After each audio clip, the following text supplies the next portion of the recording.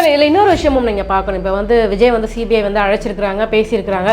இதோட இம்பாக்ட் வந்துட்டு அந்த கட்சியினுடைய ஒரு வெற்றி வாய்ப்பு பறிப்பதற்கான வாய்ப்புகள் ஏதாவது இருக்குமா சார்? யாருடைய வெற்றி வாய்ப்பு? தாவேக்காவோட வெற்றி வாய்ப்புகள் இல்லை, தாவேக்காவுக்கு வெற்றி இருக்குமாங்கிறது இன்னும் உறுதி செய்யப்படலை. வாக்கு வங்கியே உறுதி செய்யப்படாத கட்சி. நாம் தமிழர் கட்சிக்கு கூட இந்த வாக்கு சதவீதம் இருக்கிறதுன்னு ஒன்று இருக்கு. எல்லா அரசியல் கட்சிக்குமே தேர்தலை சந்தித்த கட்சிகள் எல்லாவற்றிற்குமே வாக்கு சதவீதம் என்று ஒரு கணக்கு இருக்கிறது. விஜய் வந்து பூஜ்ஜியத்திலே இருந்து தொடங்குகிறார் பயணத்தை. சென்னையிலே சாஸ்திரி பவனிலே சிபிஐக்கு என்று அலுவலகம் இருக்கிறது. அப்ப அவர்கள் ஏன் விசாரணைக்கு வந்து தமிழ்நாட்டிலே நடந்த ஒரு சம்பவத்திற்கு டெல்லிக்கு அழைக்கிறார்கள் என்று சொல்லுகிற போது, டெல்லிக்கு எப்படி செங்கோட்டையனை அழைத்தார்களோ, எப்படி ஓபிஎஸ்ஐ அழைத்தார்களோ, எப்படி எடப்பாடியை பிரச்சனை வருகிற போதெல்லாம் அழைத்தார்களோ, அதுபோல பாஜகவினுடைய அழைப்பை போலவே சிபிஐயும் அழைக்கிறதா என்கிற சந்தேகம் நமக்கு வருகிறது. விஜய் சிறைக்கு செல்வாரா? அதற்கான வாய்ப்புகள் இருக்கும்னு நினைக்கிறீங்களா? விஜய் வந்து சிறைக்கு செல்வதற்கான ஒரு அச்சுறுத்தலை அவர்கள் உருவாக்கி பணிய வைப்பதற்கான வாய்ப்பை கூட அவர்கள் உருவாக்குவார்கள்.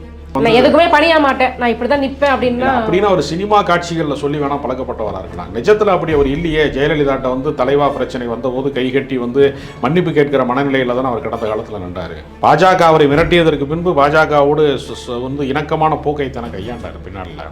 அதனால அப்படி ஒருவேளை திகார் சிறைக்கு அவரை அனுப்பினால் அவர் அரசியலிலே ஆட்டம் கண்டுவிடும்.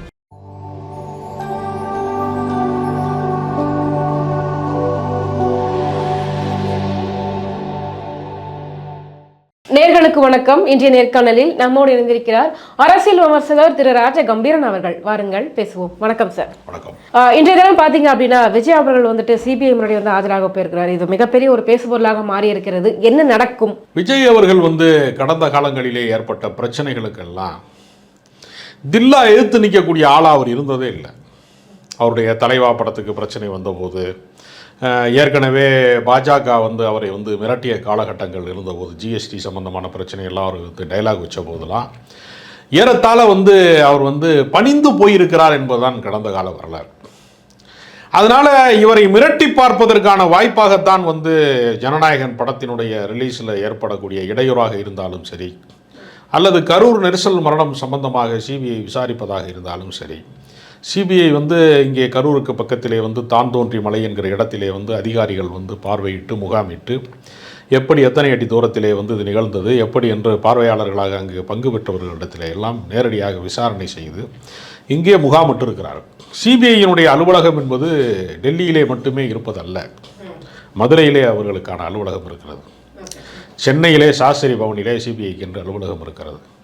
அப்போ அவர்கள் ஏன் விசாரணைக்கு வந்து தமிழ்நாட்டிலே நடந்த ஒரு சம்பவத்திற்கு டெல்லிக்கு அழைக்கிறார்கள் என்று சொல்லுகிற போது, டெல்லிக்கு எப்படி செங்கோட்டையனை அழைத்தார்களோ, எப்படி ஓபிஎஸ்ஐ அழைத்தார்களோ, எப்படி எடப்பாடியை பிரச்சனை வருகிற போதெல்லாம் அழைத்தார்களோ, அதுபோல் பாஜகவினுடைய அழைப்பை போலவே சிபிஐயும் அழைக்கிறதா என்கிற சந்தேகம் நமக்கு வருகிறது.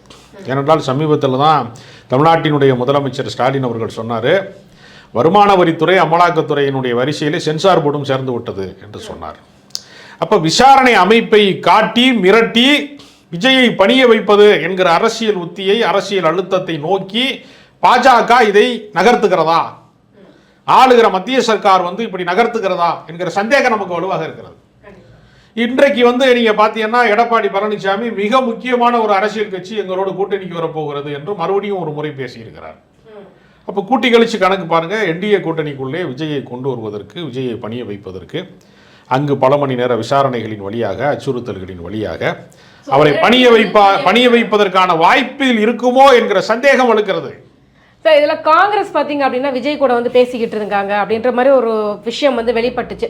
ஸோ இந்த சிபிஐ வழக்கு விசாரணையில் பார்த்தீங்க அப்படின்னா எப்படியுமோ சரி விஜய் தனிச்சினா கூட பரவாயில்ல, காங்கிரஸ் பக்கம் போயிடக்கூடாது அப்படின்றதுல பாஜக முனைப்பாக இருக்காங்க. அதாவது பாஜக அவரை அதிகபட்சமாக மிரட்டுகிற போது அவருக்கு வந்து சரணடைவதற்கு, தஞ்சம் அடைவதற்கு ஒரு மாற்று முகாம் தேவைப்படுகிறது. பாஜக அழுத்தம் கொடுத்தால் தேசிய அளவிலே வந்து இன்னொரு அரசியல் கட்சியாக அதற்கு எதிர் முகாமிலே யார் இருக்காங்க? காங்கிரஸ் தான் இருக்காங்க. அப்போ காங்கிரஸ் முன்கூட்டியே வந்து விஜய்க்கு ஆதரவான குரல்களை வந்து சில தலைவர்கள் வழியாக பேச வைத்தால், ஒருவேளை பாஜக அதிருப்திக்கு அவர் ஆளாகி எதிர்க்க வேண்டும் என்கிற நிலைப்பாட்டுக்குள்ளே அவர் வந்தால், உங்களை காப்பாற்றுவதற்கு, உங்களுக்கு உதவுவதற்கு காங்கிரஸ் தயாராக இருக்கிறது என்கிற ஒரு சிக்னலை கூட அது அந்த மாதிரி பேச்சுவார்த்தைகள் நிகழ்த்தலாம். அதை கூட்டணி கணக்காக பார்க்க வேண்டிய அவசியம் இல்லை. ஏன்னா கூட்டணி கணக்குக்கு வந்து நிச்சயமாக காங்கிரஸ் வந்து தாவேக்காவோட போகாது. என்ன காரணம்னா அந்த கட்சிக்கு இன்னும் கட்டமைப்பு உருவாக்கப்படவில்லை. ஒரு தனிமனித கவர்ச்சி, திரை கவர்ச்சி, ஒரு தனிமனித வசீகரம், அந்த சக்தியை மட்டுமே வைத்துக்கொண்டு ஒரு தேர்தலை எதிர்கொள்ள முடியாது என்பது பிரிட்டிஷ்காரன் காலத்திலே இருந்து கட்சி நடத்துகிறவர்களுக்கு தெரியாமல் இருக்க வாய்ப்பே இல்லை. எனவே அவர்கள் தேர்தலை திமுகவோடு சந்திப்பார்கள். விஜயை ஒட்டுமொத்தமாக நகர்த்தி எதற்கு வலதுசாரி முகாம்களிலே கொண்டு போய் நாம் விட வேண்டும்? எதற்காக அவரை பாஜகவிற்கு தாரை பார்க்க வேண்டும்? அவர் ராகுல் காந்தியோடு நட்பாக இருந்தவர் தானே, எதற்கு நம்பக்கம் ஏன் அவரை ஈர்க்கக்கூடாது, அந்த இளைஞர் சக்தியை ஏன் நம்பக்கம் திருப்பக்கூடாது என்று ஒரு எதிர்கால அரசியல் கணக்கின் அடிப்படையிலே அவர்கள் பேசுகிறார்கள் என்று தான் நினைக்கிறேன். ஏன்னா அதிகாரப்பூர்வமான கூட்டணி பேச்சுவார்த்தை நடத்துவதற்கு ப. சிதம்பரம் அவர்களுக்கு தான் அதிகாரம் வழங்கப்பட்டிருக்கிறது. அது மாதிரியான ஒரு இடத்திலே இருக்கிறவர்கள் யாரும் பேசவில்லை. மாநில தலைவராக இருக்கக்கூடிய செல்வ பெருந்தகை அப்படி பேசவில்லை. அதே போல அகில இந்திய தலைமையாக இருக்கக்கூடிய ராகுல் காந்தி போன்றவர்களோ மல்லிகார்ஜுன கார்கே போன்றவர்களோ பேசவில்லை. உதிரிகளாக ஆங்காங்கே இருக்கிறவர்கள் கொந்தளிக்கிறார்கள். ஆட்சியிலும் பங்கு வேணும், அதிகாரத்திலையும் பங்கு வேணும் அப்படிலாம் கேட்பதற்கு அதிகாரமிக்கவர்கள், அதாவது கட்சியிலே என்ன அதிகாரமிக்கவர்கள், நீங்கள் ஆட்சியிலே அதிகாரம் வேண்டும் என்று கேட்பதற்கு கட்சியிலே அதிகாரமிக்கவர்கள் கேட்கணும்ல. யார் கேட்க வேண்டும் என்று கீழே இருக்கிறவங்களை தூண்டி விட்டுருவாங்களோ சில பேர், மேல இருக்கிறவங்க அந்த மாதிரி கிடையாது. தனிநபர்களாக இருக்கக்கூடிய சில பேர் தான் அதில் பேசுறாங்கல்ல. இப்போ நீங்கள் கூட்டணி பேச்சுவார்த்தைக்கென்று அமைக்கப்பட்ட குழுவிலே இடம்பெற்றவர்கள் பேசினால் நம்ம சீரியஸாக எடுத்துக்கலாம். தனிநபர்களாக இப்போ நீங்கள் மாணிக் தாகூர்லாம் ஒரு 4000 ஓட்டு வித்தியாசத்தில் விஜயகாந்த் மகன் விஜய் பிரபாகரன்ட்ட கடைசி நேரத்தில் அடி வாங்காமல் தப்பிச்சு விருதுநகரில் எம்பி ஆயிருக்காரு. தனிப்பட்ட செல்வாக்கெல்லாம் கிடையாது. லட்சக்கணக்கான வாக்கு வித்தியாசத்தில் வெற்றி பெற்றவர்கள்லாம் இருக்கிறாங்களே, கனிமொழி போன்றவர்கள்லாம் பல லட்சம் வாக்குகள் வித்தியாசத்தில் வெற்றி பெற்றவர்களாக இருக்கு. அப்படிலாம் வெற்றி பெறலை அவர். ஜோதிமணியே எல்லாருமே ஒரு திமுகவினுடைய தயவு. அப்படித்தான் அவர்களுடைய அரசியல் வெற்றி உறுதி செய்யப்படுது. காங்கிரஸ் கட்சியை வளர்க்க வேண்டும் என்று சொன்னால் நீங்கள் மாவட்டந்தோறும் போராட்டங்கள் நடத்துவது, பொதுக்கூட்டங்கள் நடத்துவது, ஆர்ப்பாட்டங்கள் நடத்துவது, பேரணிகள் நடத்துவது என்று நீங்கள் கிளைதோறும் கட்சியை வளர்ப்பதற்கு, ஒவ்வொரு வட்டாரத்திலும் காங்கிரஸ் கட்சியை வளர்ப்பதற்கு நீங்கள் வேலை செய்யணுமே தவிர இன்னொருத்தன் தோல் மேலே ஏறி எனக்கு ஆட்சியில் பங்கு கூட, அதிகாரத்தில் பங்கு கூட என்று கேட்பதற்கில்லை. நீ வளர்த்த மரத்திலே தான் நீ கனி பறிக்க முடியுமே தவிர இன்னொருத்தன் தோட்டத்திலே எனக்கு பங்கு கொடுங்கள் என்று கேட்க முடியாது. திமுககாரன் அவன் கட்சி வளர்த்துருக்கான், போராட்டம் பண்ணியிருக்கான், நீண்ட நெடுங்காலம் 75 ஆண்டு கால அரசியல் வாழ்க்கையில் அவர்கள் கட்சியை உயிர்ப்போடு வைத்திருக்கிறார்கள். நீங்கள் அந்த இதை இழந்து விட்டீர்கள். அதனால் ஒரு கட்சி இன்னொரு கட்சிக்கு அதிகாரம் தருவதற்காக அமைக்கப்பட்டதல்ல. அதனால் இப்படி ஒரு மன பிராந்தி மூல ஒரு விஷயத்தை இவர்கள் தொடர்ந்து சொல்லிக்கொண்டே இருக்கிறார். சரி, இல்லை இன்னொரு விஷயமும் நீங்கள் பார்க்கணும். இப்போ விஜய் சிபிஐ அழைச்சிருக்கிறாங்க, பேசியிருக்கிறாங்க. இதோட இம்பாக்ட் அந்த கட்சியினுடைய ஒரு வெற்றி வாய்ப்பை பறிப்பதற்கான வாய்ப்புகள் ஏதாவது இருக்குமா சார்? யாருடைய வெற்றி வாய்ப்பு? தாவேக்காவோட வெற்றி வாய்ப்புகள் இல்லை. தாவேக்காவுக்கு வெற்றி இருக்குமாங்கிறது இன்னும் உறுதி செய்யப்படலை. வாக்கு வங்கியே உறுதி செய்யப்படாத கட்சி. நாம் தமிழர் கட்சிக்கு கூட இந்த வாக்கு சதவீதம் இருக்கிறதுன்னு ஒன்று இருக்கு. எல்லா அரசியல் கட்சிக்குமே தேர்தலை சந்தித்த கட்சிகள் எல்லாவற்றிற்குமே வாக்கு சதவீதம் என்று ஒரு கணக்கு இருக்கிறது. விஜய் 0 இருந்து தொடங்குகிறார் பயணத்தை. அவருக்கு என்ன வாக்கு சதவீதம் வரப்போகிறது என்பது இனிமே தான் உறுதி செய்யப்பட வேண்டும். ஏன்னா மாற்றம் வேணும் அப்படின்னு நினைக்கிறாங்க. அப்படின்னும் போது அவர் அடுத்த சாய்ஸா வைக்கிறாங்க இல்லையா? அதுக்காக மாற்றம் வேண்டும்னாலும் அந்த பகுதி சார்ந்து வேட்பாளர்களுக்கு என்ற ஒரு செல்வாக்கு இருக்கிறது. ஒவ்வொரு மாவட்டத்திலும் செல்வாக்கு மிக்க நபர்கள் இருக்கிறார்கள். ஒரு கட்சி கட்டமைப்பு இருக்கிறது. அது எதுவுமே இன்னும் நடக்கலையே. 2 ஆண்டு கால கட்சி தொடங்கப்பட்ட இந்த காலகட்டங்களில் வெறுமனே ஆன்லைனில் உறுப்பினர் சேர்க்கையை சேர்த்தார்களே தவிர ஒரு பொதுக்கூட்டம் போடுவதற்கு இன்னும் கட்சியை முறைப்படுத்துவதற்கே அவங்க ஏறத்தாழ ஒரு நெரிசல் மரணத்திலே மாட்டிக்கொண்ட பின்புதான் QR கோடு வழியாக உள்ளே வர வேண்டும் என்று சொன்னார்கள். வாசல்கள் இப்படியெல்லாம் இந்த வழியிலே வர வேண்டும், இந்த வழியிலே செல்ல வேண்டும், இதெல்லாம் எல்லா கட்சியிலையுமே முன்கூட்டி செய்வார்கள். இவர்கள் ஒரு மிக மோசமான ஒரு பாடத்தை கற்றுக்கொண்டு தானே செய்கிறாங்க. அதனால் கட்சிக்கு இன்னும் கட்டமைப்பு உருவாக்கப்படவில்லை. எல்லாமே கற்பனை சாம்ராஜ்யமாக இருக்கிறது, கனவு சாம்ராஜ்யமாக இருக்கிறது. இப்போ ஓப்பனாக ஒரு விஷயம் தெரிஞ்சுக்கணும் அப்படின்னா, உண்மையாலுமே இந்த மாதிரியான ஒரு ஜனநாயகன் படத்தை வெளிவிடாமல் தடுப்பதற்கும் இப்போ சிபிஐ கூப்பிட்டு விசாரிப்பதற்கும் பின்னாடி பாஜக அழுத்தம் கொடுக்குது அப்படின்னு எடுத்துக்கிட்டா கூட இந்த அழுத்தம் தாங்க முடியாமல் அவர் என்டிஏ கூட்டணிக்கு வர்றதுக்கு வாய்ப்புகள் இருக்கும் அப்படின்னு நினைக்கிறீங்களா? நிச்சயமாக அவர் இந்த அச்சுறுத்தலுக்கு ஒருவேளை அடிபணிந்தால் அவர் இந்திய கூட்டணிக்கு போக வேண்டிய வாய்ப்பு. ஏன்னா கொள்கை ரீதியான அப்படி ஒருவேளை அவர் கொள்கை ரீதியாக இன்னும் பாஜகவை ஒரு முறை கூட எதிர்க்கலையே. திருப்பரங்குன்றத்திலே மத கலவரத்துக்கான சூழலை அவர்கள் தோற்றுவித்த போது காலங்காலமாக ஏற்றப்படுகிற இடத்திலே தீபத்தூண் ஏற்றுகிற இடத்திலே தீபம் ஏற்றுவதற்கு பதிலாக சர்வே கல்லிலே தீபம் ஏற்ற வேண்டும் என்று இஸ்லாமியர்களை சீண்டி பார்க்க வேண்டும். அந்த தர்காவுக்கு போகிற வழியிலே குழப்பம் விளைவிக்க வேண்டும், தர்காவை ரீலொகேட் பண்ண வேண்டும், திருப்பரங்குன்றத்தை அயோத்தியாக மாற்ற வேண்டும் என்றெல்லாம் பகிரங்கமாக அவர்கள் பேசியதற்கு பின்பு ஒரு எதிர்ப்பு குரலை கூட கொடுக்காமல் அமைதியாக மௌனமாக கள்ள மௌனமாக கடந்து போற விஜய்க்கு என்ன கொள்கை அரசியல் இருக்கிறது நம்ம சொல்ல முடியும்? அவரை பார்க்க வருகிற கூட்டம், அவரை பின்பற்றுகிற கூட்டம், அவரை முகம் பார்க்க வந்த கூட்டம், எந்த கூட்டமே கொள்கை கூட்டம் இல்லையே.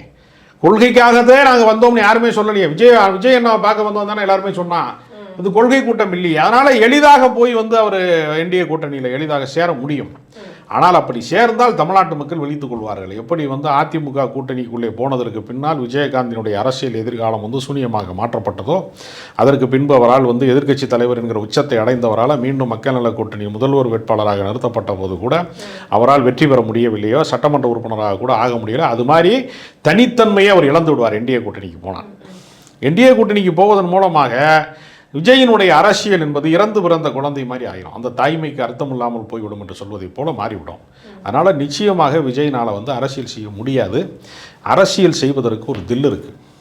தைரியமாக ஒரு பிரச்சனையை எதிர்கொள்ள வேண்டும். அவர்கள் தான் அரசியல் மேடை போட்டு திமுக தீயக்கத்தின்னு சொல்றாரு. இதை விட தைரியம் மேடையிலே பேசுவது என்பது வேறு.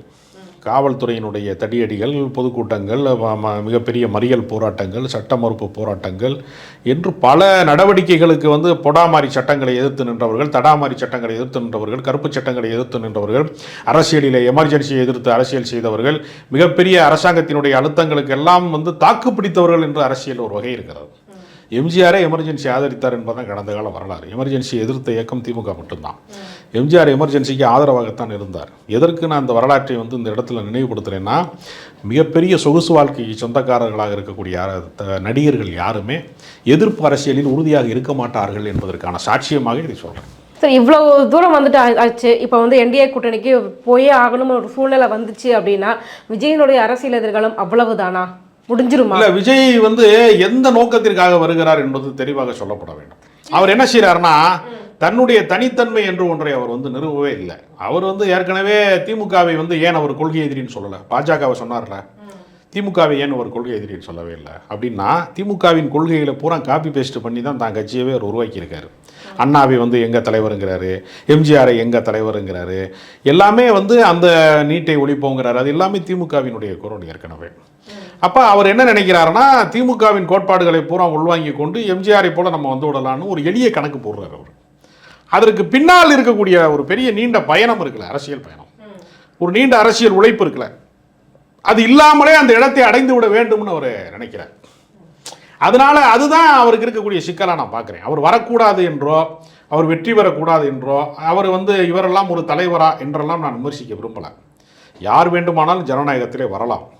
ஆனால் வருவதற்கான உழைப்பு, வருவதற்கான பயிற்சி, வருவதற்கான முயற்சி உங்களிடத்தில் இல்லாமல் நீங்கள் வெற்றி பெற வேண்டும் என்று நினைப்பதற்குல அது தவறானது. இப்போ சண்டை காட்சி எடுக்கிறேன் சினிமாவில், சண்டை பயிற்சி இயக்குனர் வைத்து எடுத்தான்னா ஆபத்து இல்லாமல் அந்த சண்டை காட்சி எடுக்கலாம். நானே ஒரு சண்டை காட்சி எடுக்கிறேன்னு ஒருத்தர் வந்து ஃபைட் மாஸ்டர் இல்லாமல் எடுத்தாருன்னா குறி தவறி விழுகிற இடத்துல அடிபட்டுரும், கண்ணங்காதெல்லாம் அடிபட்டுரும். அப்போ எல்லாத்துக்கும் பயிற்சி இருக்கிறது. கற்பனையாக காட்டுகிற காட்சிக்கே பயிற்சி தேவைப்படும் என்றால், உண்மையாகவே மக்களின் பிரச்சனையை தீர்க்க வேண்டும் என்று சொல்லக்கூடிய அரசியலிலே எந்த விதமான முன் தயாரிப்பும் இல்லாமல், எந்த அரசியல் அனுபவமே இல்லாமல், பயிற்சி இல்லாமல் ஒரு இடத்துல டபார்னு குதிக்கிறாங்கல்ல, பயிற்சி பண்ணாத பைக்கே ஓட்ட முடியும். நீ எடுத்துட்டு விமானம் ஓட்டணும்னா எப்படி, எடுத்தோடனே முதலமைச்சராக வேண்டும் என்றால் எப்படி வெல்ல முடியும்?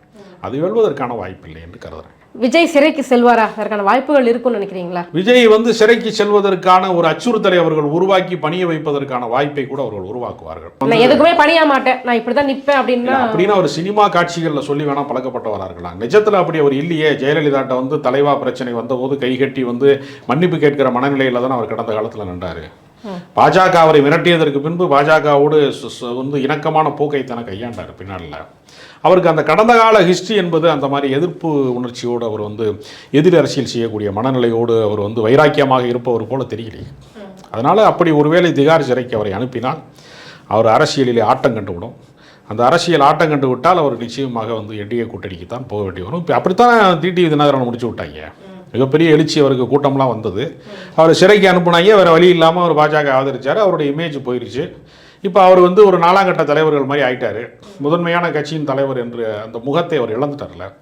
பாஜக தங்களுக்கு வந்து பணியை மறுத்தால் அவர்களை அடையாளமற்றவர்களாக மாற்றுவார்கள் என்பதற்கு அதெல்லாம் ஒரு டிடிவி தினகரன் ஒரு வாழும் சாட்சியமாக இருக்கிறாரு.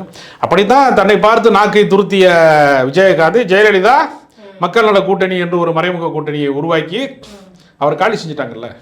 அப்போ அரசியலில் எது வேண்டுமானாலும் நடக்கும், யாரை வேண்டுமானாலும் ஒழித்து கட்டுவார்கள். விழிப்போடு இருந்தால் வெல்லலாம்.